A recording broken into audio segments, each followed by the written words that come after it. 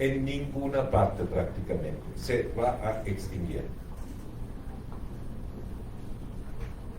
Después vamos a tener un aumento en todos los eventos catastróficos, los desastres naturales. Vamos a tener dificultades con el tema de salud por el aumento de los vectores. Y vamos a tener pérdida de la biodiversidad. Y obviamente con el aumento de la variabilidad de los eventos hidroclimáticos, también vamos a tener una gran variación de la disponibilidad de agua para producir electricidad.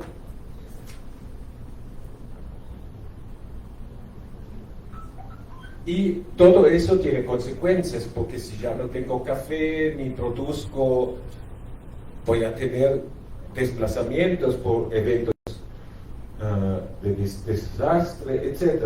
Eso es el otro impacto. Entonces, tenemos impacto en el agua, en el tema de la producción, en el tema de los desastres, de la salud y todo lo energético también, ¿no? Los NDC ya han conocido. En los NDC describimos nuestras ambiciones por el tema mitigación y por el tema adaptación al cambio climático, ¿sí? Eso por suerte ya hemos visto. La última actualización fue de 2022, presentado en 2022, y vemos qué dice, ¿sí? ¿Cómo era la situación en el año 2014? Todas estas cifras son fantasía, eso a ustedes les queda claro. Aquí tienen una cifra de 20.394,9 kilotonos. También podríamos poner 20, 21, 25, 18. Esa cifra sugiere una exactitud de medición que es irreal, no existe. Son estimaciones y muchas veces muy burlas. ¿Cuánto emite un bosque en El Salvador? Nunca se ha medido, nadie lo ha investigado. Tomamos datos de otro lado y lo proyectamos para nosotros. Entonces aquí son cosas que nos dan una cifra más o menos, pero nada que podemos esperar una exactitud, ¿sí? ¿Dónde están las emisiones más grandes? AFOLU. Eso es agricultura forestal y uso de la tierra. 57%. 31% es la energía. Energía es producción de energía y transporte, básicamente. En desechos y en la industria. Esos son los sectores donde se emiten los gases de efecto invernadero. ¿Y qué tipo de emisiones? Bueno, casi 80% son por temas de dióxido de carbono. Y unos 18% todo el tema de la ganadería, de las emisiones de los suelos, etc. Y un poco otros gases, ¿sí?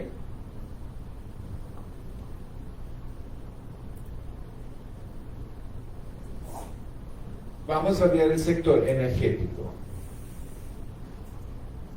Las emisiones van a seguir aumentando.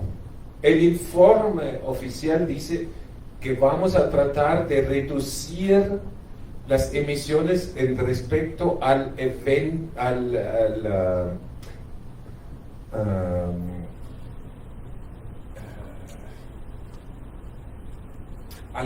escenario si no hacemos nada. Es decir, si seguimos consumiendo como ahora y produciendo como ahora, de este evento vamos a reducir algo nuestros gases de efecto invernadero. ¿Y cómo? Lo vamos a reducir unos 640 kiloton de CO2 equivalentes respecto al escenario. ¿Qué significa eso? Que vamos a tener un poco menos de emisiones, pero más aún que al respecto del año que lo medimos, ¿sí? ¿Y cómo hacemos? Bueno, instalamos más energías renovables y con eso vamos a producir energía sin una contaminación. ¿Cómo es el efecto aquí en total? Aquí tenemos las emisiones de 2019. Esa tendencia mucho tiene que ver con importación, con efectos estacionarios por una mayor lluvia, entonces tenía más participación de hidroelectricidad, pero en principio estábamos por ahí. ¿Cómo va a ser el escenario si no hacemos nada? Vamos a seguir aumentando y mucho en las emisiones, que son las pretensiones con las NDC. Si hago un escenario que hago un esfuerzo propio y con muy pocas ambiciones, se prevé que es esta curva aquí, que también prevé un aumento en comparación con hoy día. ¿Y qué podría hacerse si hago todo el esfuerzo y pongo todo el empeño aquí para reducir las emisiones? Esa curva intermedia es si producimos energía eléctrica con gas natural comprimido. Es decir, cambiamos de carbón y de otros combustibles líquidos al gas natural. Y eso aquí, en azul, si además implementamos un sistema de captura y almacenamiento de carbono. ¿Quién cree que para el 2030 tenemos un sistema de almacenamiento de carbono aquí en El Salvador? Nadie. ¿Han escuchado de un proyecto?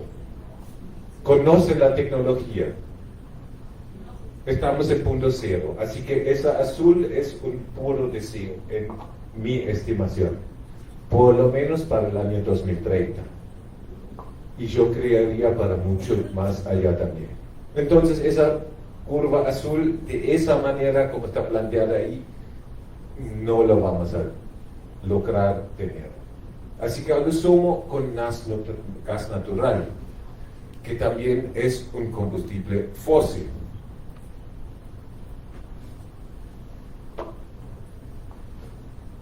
Con esa ambición vamos a aumentar solamente el 28% de la emisión de gas, 28%. Mientras si no hacemos nada serían 37%. Pero en el sector de transporte tal vez podemos mejorar.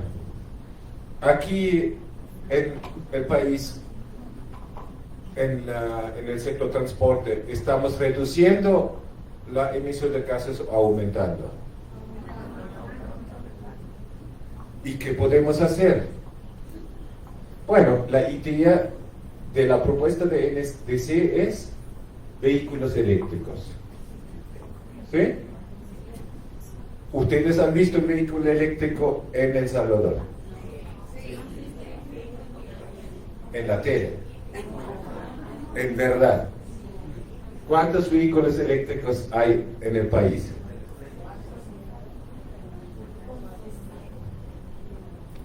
Bueno, ahí tenemos la estadística actualizada para el 1 de marzo de este año. Híbridos, que es una mezcla, es decir, una parte es por motor, una parte eléctrico, 470 unidades, ¿sí? Y eléctrico 341. Tenemos una participación de los vehículos totales en 0,05%. La ambición, ¿cuánto ha sido? 7% en el año 2030. Y estamos en 0,05% del parque, ¿no? Yo lo calculé. Para estar En 7% para el 2030 tendríamos que duplicar la cantidad de vehículos eléctricos cada año, para estar cerca de ese número, duplicar cada año. ¿Alguien de ustedes se interesó por comprar un vehículo eléctrico en el país? ¿Cuántas marcas conocen que venden vehículos eléctricos? ¿Qué marcas venden aquí? ¿Tienen conocimiento? No hay ni un vehículo eléctrico que se venda a un privado en el momento en el país. Nosotros el año pasado lo hemos tratado de conseguir y no se conseguía ni un vehículo eléctrico. El único vehículo que nos ofrecían era un híbrido a $50,000. ¿Me entienden? Esa ambición aquí, 7% de vehículos eléctricos, lo ven que vamos a alcanzar esa cifra. La segunda promesa del NDC, un compromiso. Ustedes ven esfuerzos que vamos a subir la cantidad de vehículos eléctricos. ¿Cómo podríamos lograr esa cifra? ¿Qué propuestas tenemos? ¿Alguien es economista aquí? ¿Cómo hago para lograr un objetivo? Bueno, pongo incentivos, o pongo multas, o pongo, si las concesionarias no venden vehículos eléctricos, les aumento el impuesto, o le doy una meta, ¿me entiendes? Pero no hay nada de eso, nada, absolutamente nada. Lo único que hay es que algunas empresas públicas compran vehículos eléctricos. Ellos sí consiguen. Así que tampoco vamos a tener eso. Vamos a otro sector.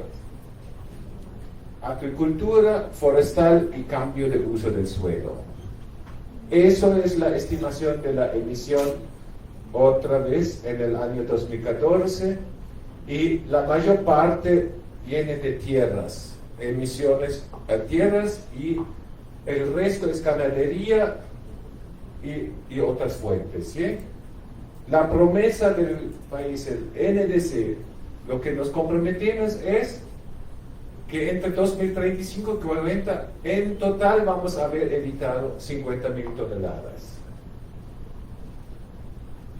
¿Y qué vamos a hacer? ¿Sí? Vamos a trabajar con el paisaje agropecuario siempre y cuando se logre financiamiento. ¿Sí? Eso es el compromiso del país.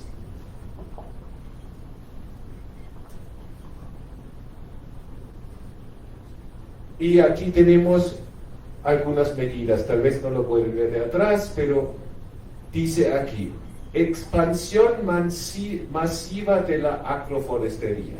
¿Alguien de ustedes trabaja en el campo? Ha trabajado en el campo. ¿Usted ve una masiva expansión de la agroforestería? ¿Usted ve alguna agroforestería? ¿Usted tiene planes? ¿Conoce planes de fomentar la agroforestería? No. Prácticas sustentables de agricultura. Otra vez, alguien del campo. Hay eso. Tenemos un esfuerzo. Bueno, sí, hay proyectos con la FAO y otras agencias. El CIENTA sí hacen algo, ¿sí? Para lograr esos objetivos, ¿sí?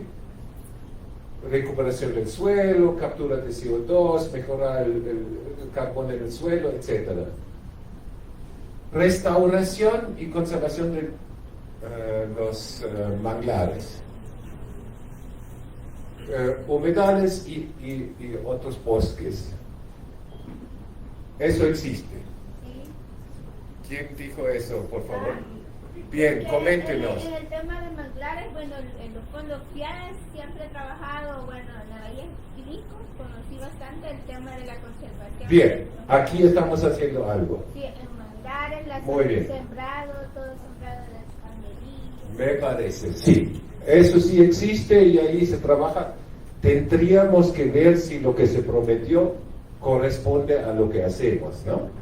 comparar la ambición con lo que realmente se hace. Sí, el problema que pasa ya es el tema de la vigilancia, porque como siempre los lugareños lo que hacen hay veces también para la subsistencia de la vivienda, la tala de matraca, entonces se trabaja con el tema de la vigilancia, con la PNC. Sí, seguramente. Cada implementación tiene sus dificultades que tenemos que ver cómo superamos, ¿no? Restauración de humedales, ¿sí? Y aquí abajo lo que hacemos, inversiones en la infraestructura gris, ¿sí? Entonces ahí tratamos de mejorar esa infraestructura. Hay inversiones en eso. ¿Quién es de ANDA? ¿Hay alguien de ANDA? Bueno. El problema de la inversión de ANDA, por ejemplo, nosotros venimos de un lugar a donde hace 29 años dieron el proyecto y hasta ahora han hecho una inversión porque no tienen los recursos. De lo previsto en ANDA hay muy poca para el tratamiento de agua, ¿sí? Muy poco. Ok, aquí tenemos el sistema. ¿Por qué el AFOLU es el más grande? Porque aquí tenemos muchas emisiones, ¿sí? El arroz con el metano, el suelo con la emisión de dióxido de carbono, la aplicación de fertilizantes químicos que me hacen emisiones de gas nítricos, la tala de bosques que pierdo carbón, la quema que también genero gases de efecto invernadero, la vaca, el estiércol, el círculo el carbono en el suelo. Y ahí también habíamos acostado la dificultad de las mediciones. Aquí agregado en AFOLU tengo todos esos sectores, ¿sí? Agricultura, silvicultura, tierras forestales, pastizales, tierras de cultivo, la fermentación entérica de las vacas, ¿me entienden? Es un montón. Todo eso comprende el sector. Una pregunta, usted habla del arroz y habla de eso de la agricultura, pero uno de los grandes problemas que tenemos en el caso, yo vengo de una unidad ambiental y nos reunimos en una región, el problema es el tema de la caña, o sea, la caña es uno de los problemas que está afectando, de igual manera el tema de las quemas, que ellos dicen que hacen quemas controladas. Va a venir, señora, no se preocupe. Ok, ¿y qué hacemos?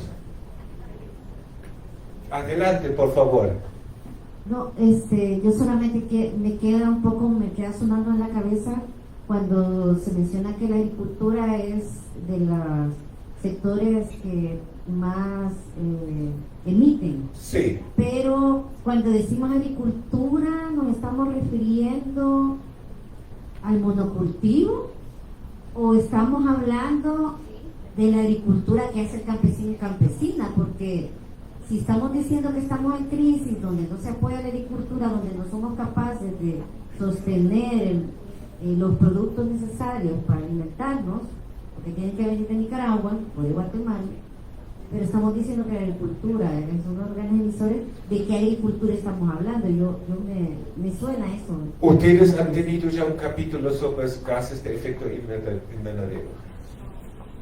Bueno, entonces la producción de gases de efecto invernadero es, en el caso del dióxido de carbono, el tema del carbón,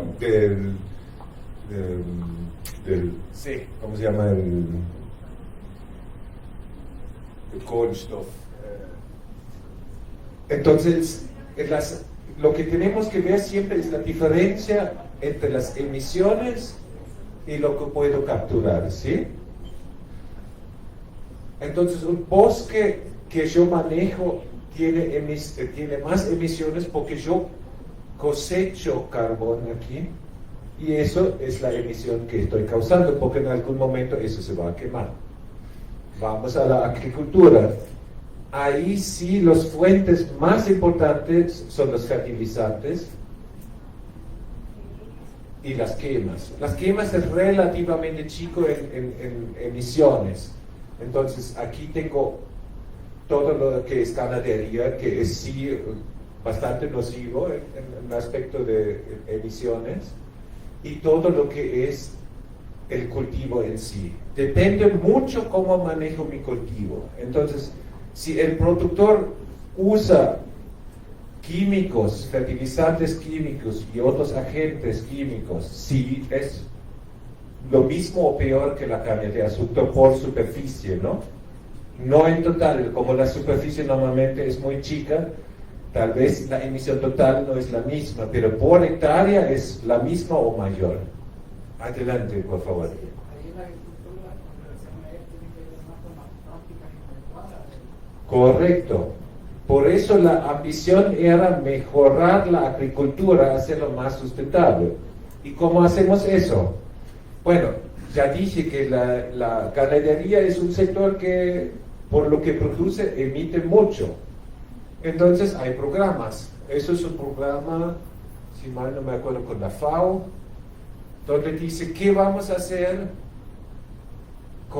qué son nuestras ambiciones y acciones en el sector bovino, ¿sí? Entonces ahí tengo un programa que tomo medidas, ¿sí? Uso probióticos, mejores pastos, manejo de estiércol, etcétera, etcétera. Y eso hago en sectores donde tengo participación ganadera. Eso me anoto yo como contribución porque en 5 años o 3 años que va el programa, crees que de 20 a 24, todos los productores van a cambiar la manera de manejar su ganadería. ¿Eso ustedes creen que es realista? Usted cierra el programa y todos los productores van a hacer y seguir haciendo esas actividades. ¿Quién ha vuelto de 2 años de algún programa de biodigestores, ha vuelto al mismo lugar y el biodigestor estaba funcionando? Eso no existe, ¿no? Si no hay un seguimiento y una ampliación y un sostén institucional para que los ganaderos sigan manejando de esa manera, ese esfuerzo aquí queda en el 10% tal vez. En vez de 5.000 productores, el 10% van a seguir haciéndolo. Entonces nuestra promesa de 5.000 productores con este proyecto, y me lo cuento en los NDC, en realidad logro el 10%. Eso pasa mucho con los NDC, que yo tengo un programa y con ese programa voy a cambiar el mundo. Y después cierro el programa y eso va a seguir funcionando. Y eso es un gran error, según entiendo yo, en el tema. Vamos al café. De eso hemos hablado. La superficie se redujo de 160.000 a 137.000 hectáreas, el 17%, y la producción de 2,4 millones de quintales al 0,7. ¿Qué me dice eso? Esos 135 prácticamente ya no son productivos tampoco. Tal vez la tercera parte lo maneja, el resto es porque no tiene idea qué hacer con su cultivo. Está el cafetal, pero ni cosecha, ¿me entienden? Eso se entiende que de una reducción muy poca en hectáreas tenemos la tercera parte de la cosecha solamente. De las razones ni vamos a hablar, la crisis del café, pero está claro que ese cambio de la tierra, esos 160.000 hectáreas, yo creo que 20.000 hectáreas pueden quedar y 140 se van a cambiar de uso en los próximos 20 años. ¿Qué destino tienen esos 140.000 hectáreas? Eso va a ser un punto bien importante. Y ahí es el tema con el cambio climático. No es solamente por el cambio climático que va a ser importante, es por el tema del agua, es por el tema del uso de la tierra, por los ingresos, cómo trabaja la gente que ahora está en el café. Tiene muchas otras implicaciones más allá del cambio climático, es apenas un sectorcito. ¿Qué me dicen aquí los NDC del país? Punto 213. Mejoramiento de cadenas de producción sostenible de horticultura, fruticultura, ganadería, apicultura y agricultura, con enfoque de adaptación, ¿sí? Hemos visto que En el futuro vamos a tener más olas de calor, vamos a tener más sequía, vamos a tener más inundaciones, vamos a tener un problemón con el tema de la agricultura y la ganadería. ¿Y dónde están mis contribuciones? ¿Cómo lo hago? Estoy mejorando el tema de la ganadería, eso hemos visto recién, eso era el programa que les mostré, para reducir algunas emisiones, y también voy a reducir la fertilización nitrogenada. ¿Qué quiere decir eso? El productor usa fertilizantes químicos, que es nitrógeno, tal vez algo de fósforo. Entonces, lo que quiere decir aquí, yo voy a usar menos fertilización química. ¿Sí? Eso es mi ambición. Y así evito la emisión de nitrógeno, de gases nítricos del suelo. ¿Sí? Y trabajo aquí, el programa que tengo es con 87 municipios, 5.000 productores. Y eso me cuento, esos 5.000 productores después van a trabajar una forma que reduce la emisión de gases. Eso es cómo funcionan los NDCs. ¿Sí? Otro tema. La agroindustria azucarera. Ahí estamos. ¿Sí? Lo que voy a hacer, eso es el compromiso de los NDC actuales, es que 3% del área total voy a cosechar mecánicamente y ya no quemar. Qué bueno que soy. En vez de quemarlo, el 3% por año lo voy a reducir. Y se cumple. Realmente eso lo están haciendo. Según cifras oficiales, yo no estoy ahí para medirlo, pero alguna información hay que crear, qué sé yo.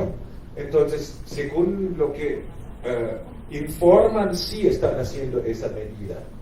Pero a nivel del ministerio, cuando uno intentó tener datos cuántos los cañeros inscriben para hacerlo, ¿verdad? Ellos revaren en mejores cantidades y no están registradas según el dato que tienen.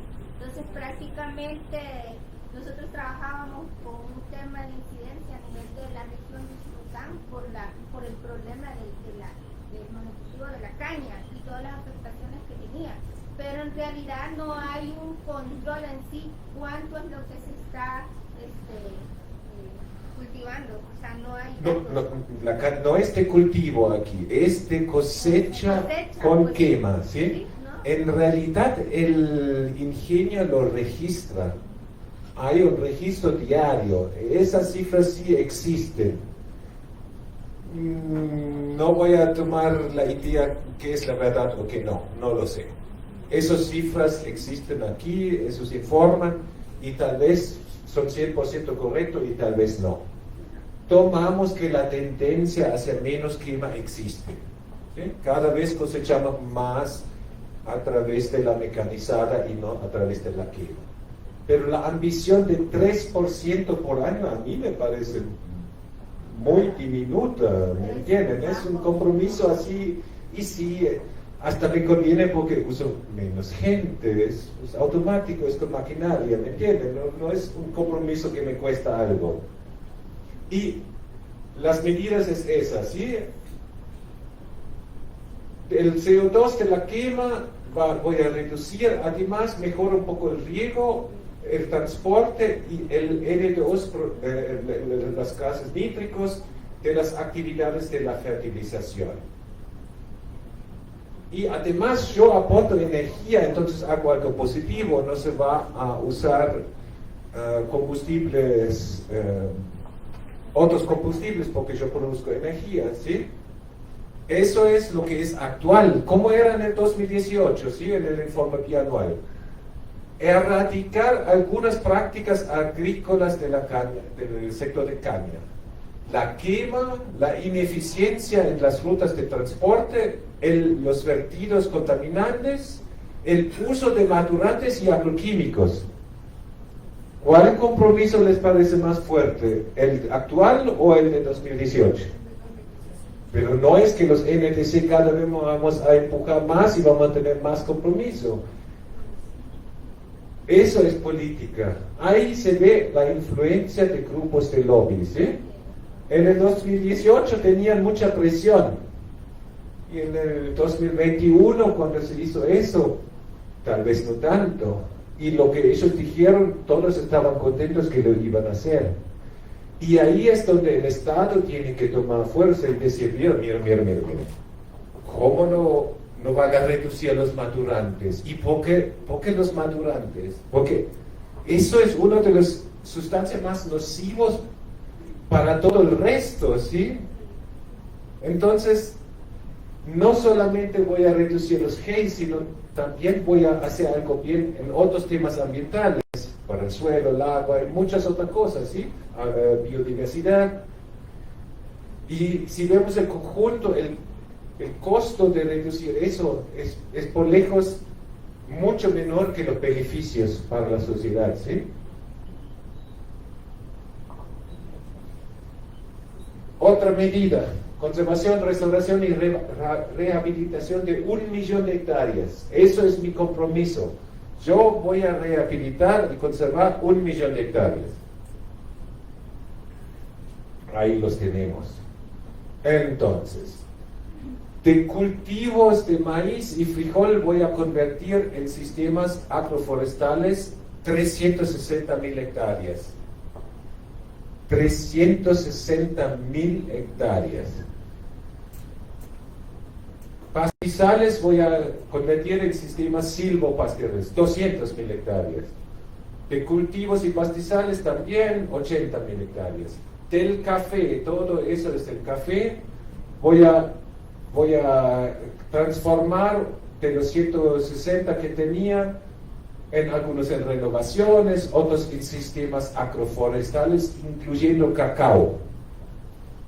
¿Quién ha visto crecer el sector de cacao? ¿Cuánto cacao hemos producido aquí en el país?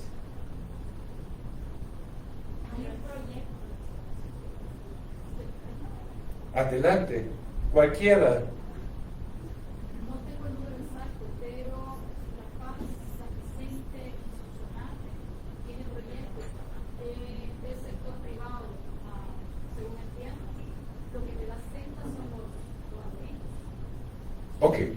Pero sí, hay. Pero son 10 hectáreas, 20, 50, 100, 1000, pero no son 60.369 hectáreas, ¿sí?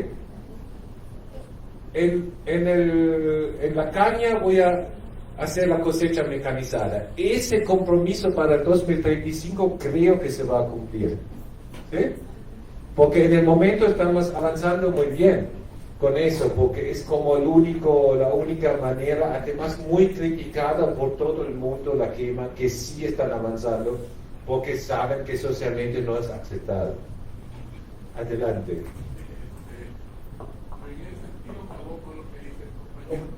Puede tener micrófono, no lo escucho de ahí.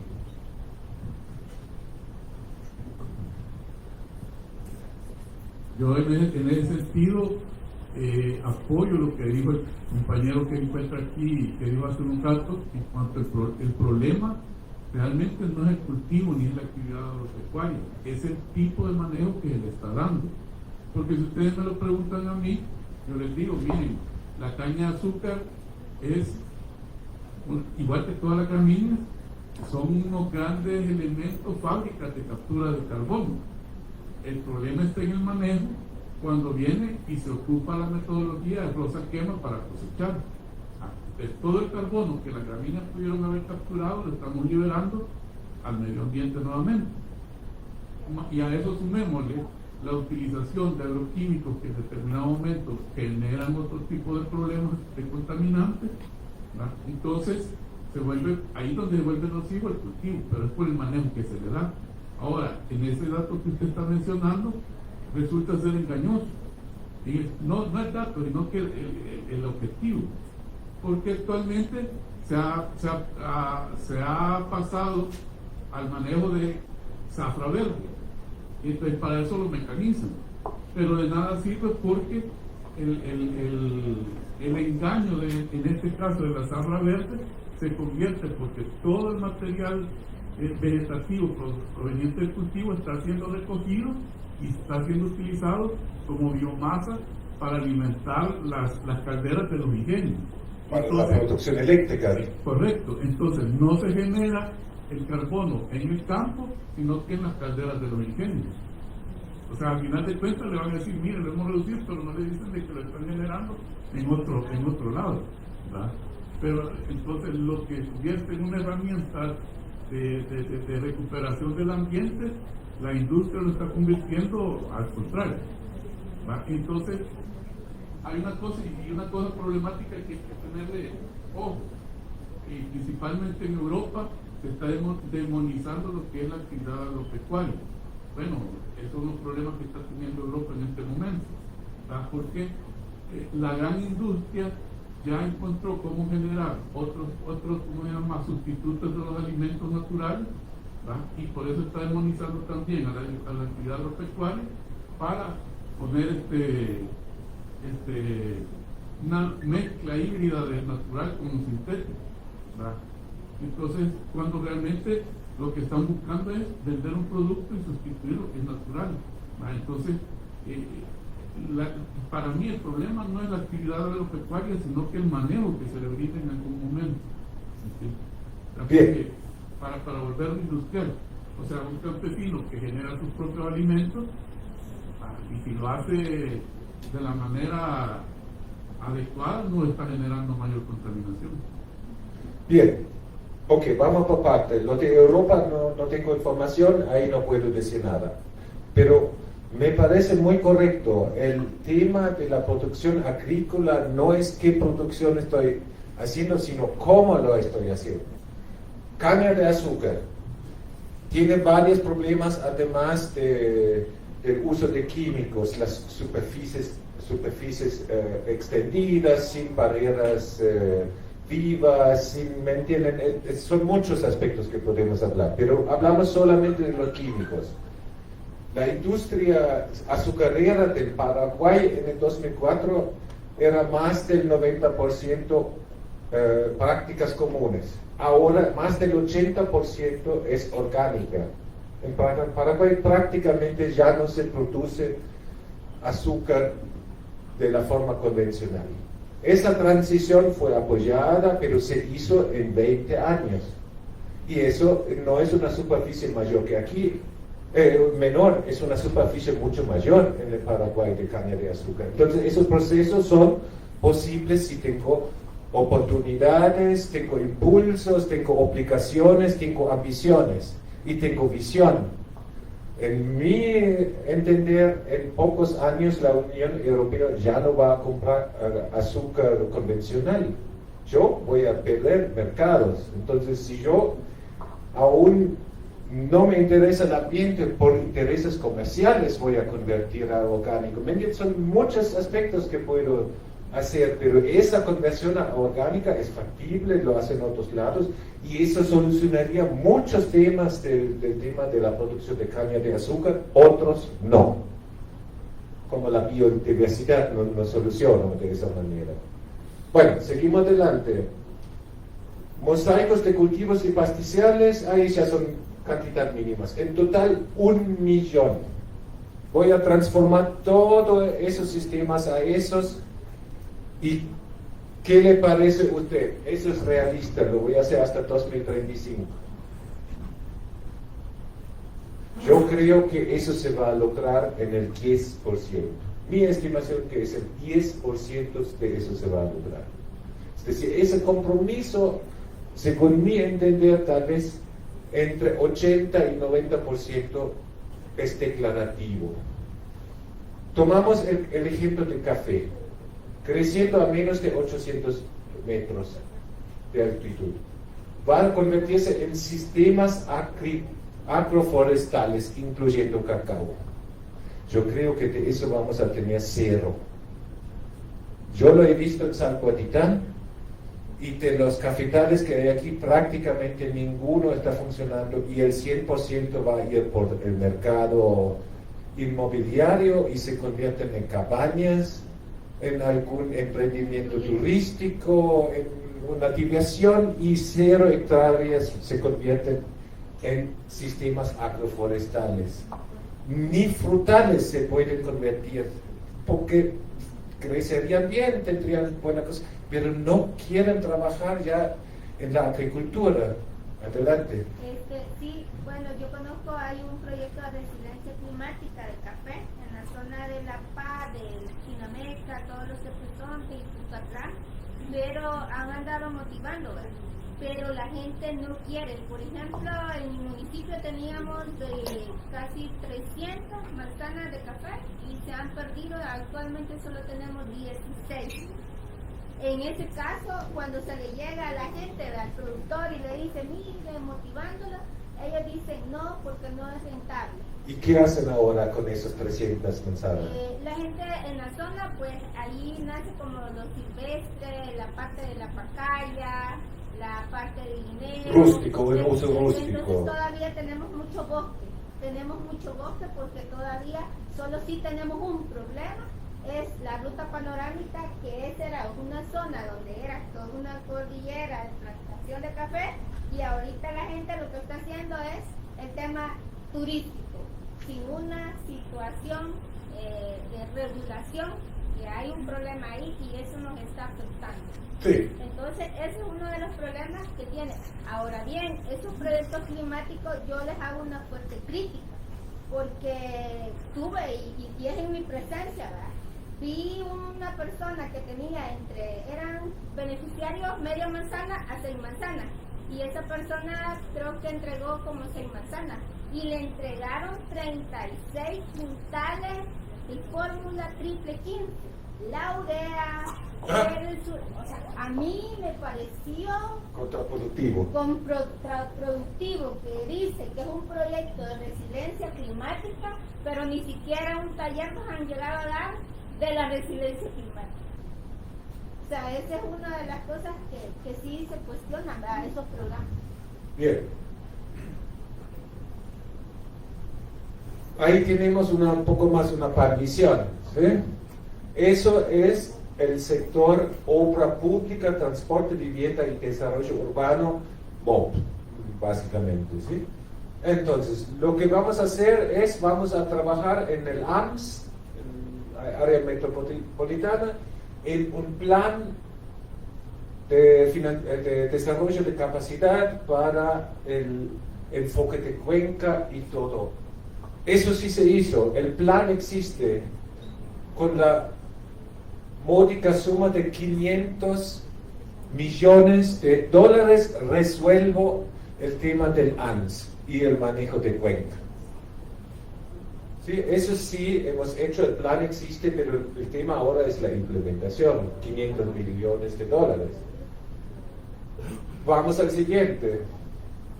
Inversiones en lagunas de laminación. A veces es difícil de seguir esas promesas. Encontré una, pero no mucho más, y hasta esa se había destruido, la han recuperado. Pero ahí es dudoso que se hizo. Medidas estructurales relacionadas con la infraestructura para adaptación al cambio climático. No puedo decir mucho acerca de ese punto, desconozco. Aquí es el tema CITRANS. ¿Quién se acuerda del CITRANS? Vamos a tener CITRANS. Aquí se habla de la segunda etapa del CITRANS. Vamos a tener una alternativa al CITRANS.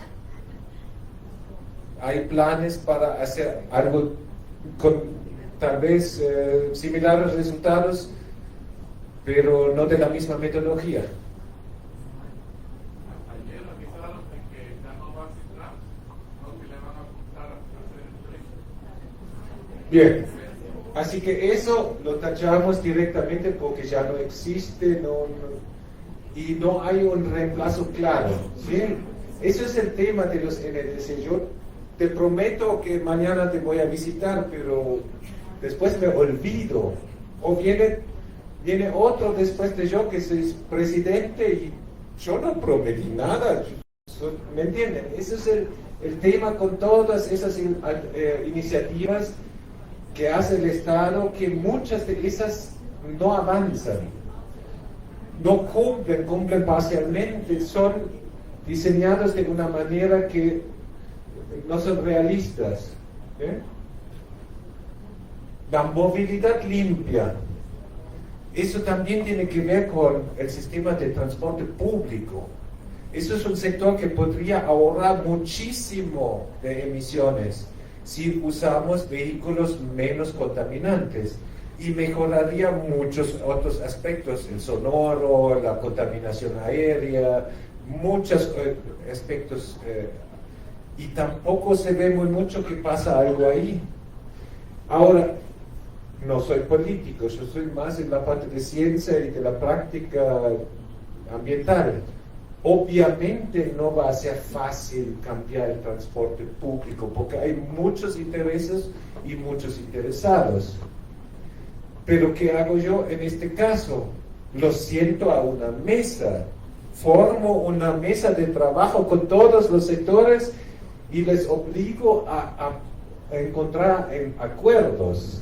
Pero ni eso veo, ¿me entienden? Si yo veo un esfuerzo que escuchamos que todas las empresas de transporte y el ente regulador y todos se sienten juntos a planificar, eso consideraría ya un gran avance. Bueno, vamos al agua. No hay especificaciones en el NDC por el tema G, hay algo de adaptación, pero ¿qué se hizo? La Ley General de Recursos Hídricos, la planificación de las aguas pluviales en el AMS, la promesa de mayor saneamiento de los vertidos y el mejoramiento de los residuos. Que residuos, otro sector donde se puede lograr mucho, ¿sí? Financiamiento. Se estima que necesito 1 billón y tengo 100 millones. Eso es la situación actual. 1 millón no necesitamos el año que viene. Es sobre 20 años, ¿no? Tampoco es cero, los 100 millones que supuestamente ya hemos conseguido.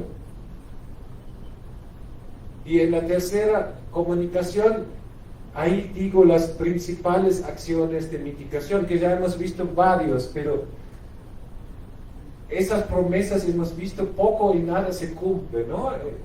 Energías renovables. Ok, ¿cómo uso energías renovables? Díganme un hotel, y hay varios, que produce agua caliente con energía solar, térmica. Este hotel aquí lo hace.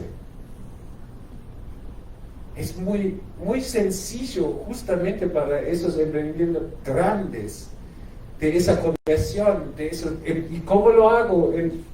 Como político, lo pongo políticas. Yo fomento la producción solar, y aquí normalmente a lo sumo las grandes empresas lo pueden hacer porque sí, ahí tienen un plan de inversión, una imagen de cuidar, ¿me entienden? Pero para el ciudadano común, yo vivo en un edificio, ese edificio fácilmente podría hacer agua caliente con solar y no lo hacemos. ¿Ustedes cuánto comieron la última vez con desechables? Hoy, ¿no? Ya, yo digo también hoy. Hagan el esfuerzo 1 mes no comer de comida desechables. 1 mes. ¿Me entienden? No es solamente la industria. El otro siempre es el culpable. No. Nuestro consumo de todos influye en eso. Si yo no voy a McDonald's, esa manera de consumir y producir, y no creen dónde va el azúcar de la industria azucarera, a las bebidas gaseosas, ¿me entienden? Hay que pensar también un poco uno mismo e influir uno mismo y que uno hace. ¿Cuánta carne comemos? Conozco ningún otro país latinoamericano con tanto consumo como El Salvador. Cuando llegué aquí pensaba que era Estados Unidos. Wendy, Walmart, chicken, no sé qué, taco, no sé qué, ¿me entienden? Eso es la mentalidad. que casi todos tienen aquí.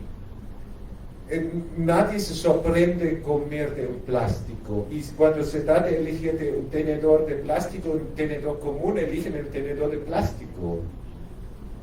¿Me entienden? Es algo que nosotros podemos influir mucho, que el último evento en su empresa o en su trabajo han tomado bebidas de gaseosa y han comido de desechables. O han organizado un evento con un productor local, compraron productos locales, han bebido, no sé, jugo de naranja. ¿Me entienden? Esas son esas cosas de cada uno que podemos tener mucha influencia, y que también en su empresa o en su emprendimiento han hablado alguna vez de la eficiencia energética. ¿Alguien de ustedes tiene un plan de eficiencia energética de su emprendimiento, donde ustedes trabajan? ¿Han escuchado de algo? ¿Tienen un plan cómo ahorrar agua, energía, transporte, cómo consumir menos combustible donde ustedes trabajan? Eso es el compromiso de reducir las emisiones, no el otro. Es que yo en mi trabajo voy a velar que en el baño se pone un botoncito que puedo reducir el consumo de agua, que la iluminación y en especial el enfriamiento es que más energía cuesta, ¿sí? Y si no tengo aislamiento en mi edificio, ese aire acondicionado no sirve de nada, me va a consumir el triple. Miguelito está por ahí. El micrófono está apagado, Miguel, pero no sé si nos escucha o si no puede escribir en el chat, porfa. Bien. Bueno, entonces vamos yendo al final. Algunas conclusiones técnicas. Repito, no soy político y no culpo a nadie si eso no se cumpla, porque yo sé que la política muchas veces es hacer lo que es lo posible y no lo necesario. Entonces lo que yo hago aquí son conclusiones técnicas, ¿sí? Lo que entiendo según mis conocimientos que tendríamos que ir en esa dirección. Está bueno que El Salvador participa, ¿sí? Eso es positivo. Por lo menos estamos ahí, escuchen lo que hacen otros y participamos. Nuestras emisiones están aumentando y algo podríamos pensar cómo cambiar esa trayectoria, ¿sí? ¿Cómo podría mejorar la mitigación y la adaptación? Ordenamiento territorial. ¿Quién ha escuchado de ordenamiento territorial? ¿Quién ha vivido algún ordenamiento territorial? No existe. Los planes que se hizo el alcalde siguiente ni lo miran. El único que existe y algo se hace es a nivel nacional. Bueno, yo creo que es la medida más importante que comenzamos a trabajar y velar por el ordenamiento ambiental, porque eso me va a dar un rubro en la ocupación del territorio y en mi idea a dónde quiero ir. ¿Qué voy a hacer con el café? Si no tengo un ordenamiento territorial, me van a poner caña, me van a poner granos y voy a tener muchos problemas, ¿me entienden? Así que eso para mí es el más importante. Fomentar el uso de tecnologías y métodos de ahorro energético y saneamiento. Yo obligo a las concesionarias de vehículos de vender en el año 25 1% de vehículos eléctricos, en el año 2030 el 50%, ¿me entienden? Yo los solo obligo y si no pagan multas. Van a ver que rápidamente se van a cambiar y voy a tener que ampliar la red de carga, etc. Tengo que tomar medidas. El ahorro energético es lo más importante y lo más eficiente. Si yo cierro la puerta en mi oficina cuando tengo el aire acondicionado prendido, ahorro el 50% o más de la energía sin hacer ninguna inversión más que cerrar la puerta. Eso es demasiado. ¿Me entienden? ¿Quién aquí trabaja con la puerta abierta y tiene aire acondicionado? ¿Eh? Ahí está, ahí está. Eso es, y eso tiene que ser una política. Puede ser que no estoy consciente yo porque no lo sé. Y entro y salgo y bueno, se queda abierto, pero si la empresa o el lugar donde trabajan lo fomenta, le avisa, eso sí es muy eficiente y normalmente con metodología y ni siquiera con inversión logro mucho. ¿Cómo manejo? ¿Sí? Si manejo así bruto y a full y freno y acelero, gasto 30% más que si manejo tranquilito, ¿me entienden? Planificar las medidas de mitigación con una ambición realista. Está bien, hago un proyecto de la ganadería y el mejor manejo, pero mi ambición no va a ser que en 5 años convierto 5.000 productores. Eso no es realista. Realista es decir, ok, 1.000 van a aprender y voy a hacer una sequitilla a menor escala, pero para seguir fomentando y en otros 5 años voy a hacer 1.000 más. ¿Me entienden? Tengo que pensar bien cómo logro una cosa y cuánto logro. No da una ambición demasiado grande.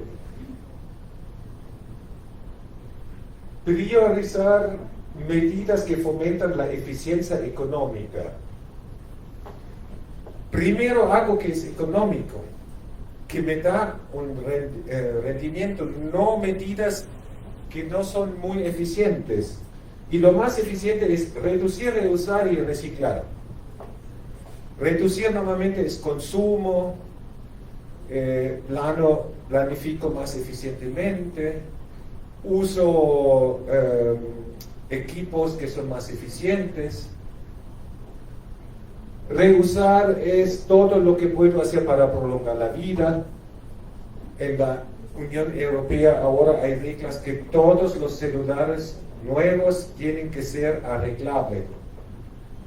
Toda la batería tiene que ser cambiable. No es que vas a tener que tirar tu celular porque la batería ya no te funciona, ¿me entienden? Eso es una cosa donde tendríamos que ir en todos lados. Y reciclar está claro también. ¿Cómo tengo 50% de los residuos orgánicos y me causan más problemas depositar que si lo podría usar como fertilizante o como mejora de suelo? ¿Cómo es posible? Y eso es no solamente en El Salvador, es en muchos lados. Pero eso es algo que para mí como municipalidad es una prioridad. Encarecer actividades dañinas. Porque el combustible cuesta $1 y no 5 por litro. El combustible tendría que costar $5 por litro. Porque eso es el costo real del consumo de combustible. $5 por litro. Entonces el Estado subsidia al petróleo en $4 por litro, ¿me entienden? ¿Por qué $5? ¿Alguien tiene una idea? Y por los daños ecológicos que causa el consumo. Primero, directo, causa daños a la salud. No me acuerdo cuántos muertos al año están por polvos y por el tema de contaminación aérea. Muchos. Eso es el primer daño, directo y absoluto en el momento que usted usa el vehículo y quema combustible. Segundo es el sonoro. Muchas enfermedades por el tema de mucho ruido. Tercero es el tema del cambio climático. Cuarto es de la biodiversidad, etcétera, etcétera, el agua, etcétera, la producción.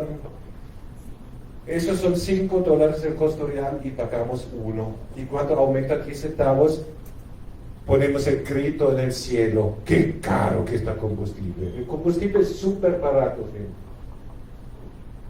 Eso tendría que costar $5 y ahí lo pensaríamos cómo usamos los vehículos y cuánto transporte tenemos. Y tal vez usaríamos mucho más el transporte público, ¿me entienden? Porque eso es el estilo. No es que así un poco riendo y todo con buena voluntad vamos a llegar. Va a doler y va a doler a todos. Podemos pensar cómo subsidiar algún sector donde tal vez es necesario un transporte, pero 90% vamos a tener que pagar eso. Adelante. Justamente eso, para bueno que el subsidio del combustible fósil fuera algo centralizado. O sea, por ejemplo, si costara $5 por litro de combustible, una cebolla me va a terminar costando $3 y no va a ser accesible para nadie, porque el costo de traslado va a ser que aumente el precio. Ok, ¿y por qué sería eso? ¿Cómo podría cambiar eso? ¿La cebolla ahora de dónde viene?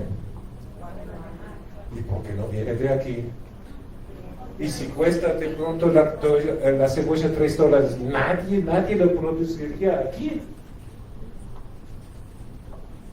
¿Me entienden? Todo no es lineal. Tenemos muchas conexiones que uno afecta al otro, pero yo creo que cuando la cebolla cuesta $3, alguien aquí podría producirla de nuevo. ¿Me entienden? Vamos a seguir. Proteger y recuperar la fertilidad de suelos, atendiendo a propietarios y arrenderos. ¿Qué quiero decir con eso? ¿Cómo funciona el mantenimiento de un suelo en buen estado? Ay, el señor de campo, por favor, si me puede ayudar de vuelta. ¿Cómo mantengo la fertilidad y el buen estado de un suelo? Por ejemplo, barreras vivos, evito la erosión. Eso lo hago porque tengo ganancias yo como arrendero. Toda esa parte Perfecto. podemos conservar. Y eso un productor lo hace. En su mayoría no lo hace. No lo hacemos. ¿Y por qué no lo hacemos? Porque no es nuestro campo. Lo que se está intentando hacer por todo ese tema del problema de la sequía es el tema de ya no quemar. O sea, en la zona donde yo vivo no se está quemando ya. Me parece. Pero se le notifica a los arrendatarios que no alquile y que queme. Ok, eso puse en rojo porque no tengo solución. Eso para mí, a todos los que tienen ambición que trabajan en el campo, es muy importante ver cómo convenzo a propietarios y arrendatarios de conservar el suelo. Es el problema más grande de los suelos en el momento, creo yo, porque tenemos erosión, pérdida de fertilidad, estructura, todo el tema, y nadie mejora nada porque no es rentable. Porque si yo arriendo 5 meses y hago alguna medida de esa, no la veo. Nadie la ve porque eso es en 5 años veo algo, ¿me entienden? Es a largo plazo. Entonces, nadie me arrenda a largo plazo porque los propietarios también temen que te vas a quedar con la tierra. Y ese tema, eso sería para investigar y avanzar. Pero también tiene que ver con el tema de incentivos.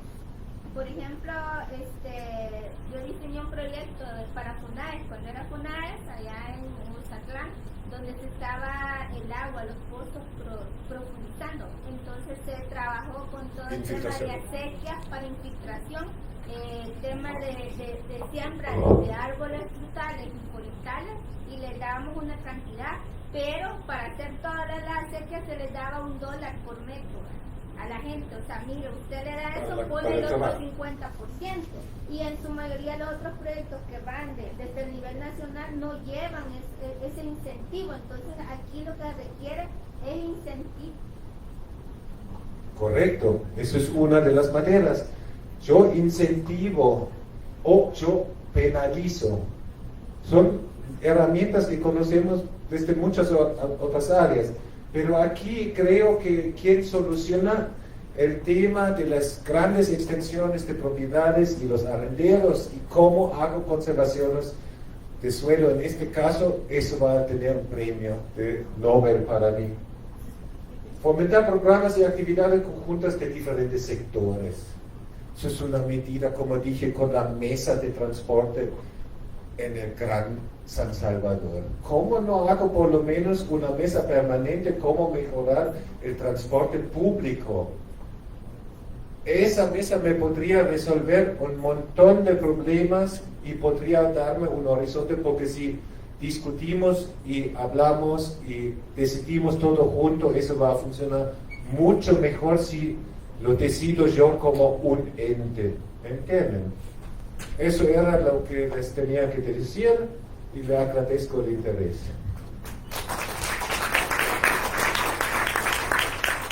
Gracias, Ralph. Bueno, entramos en la fase de preguntas y respuestas. Sé que han preguntado y es interesante, ¿verdad? Esa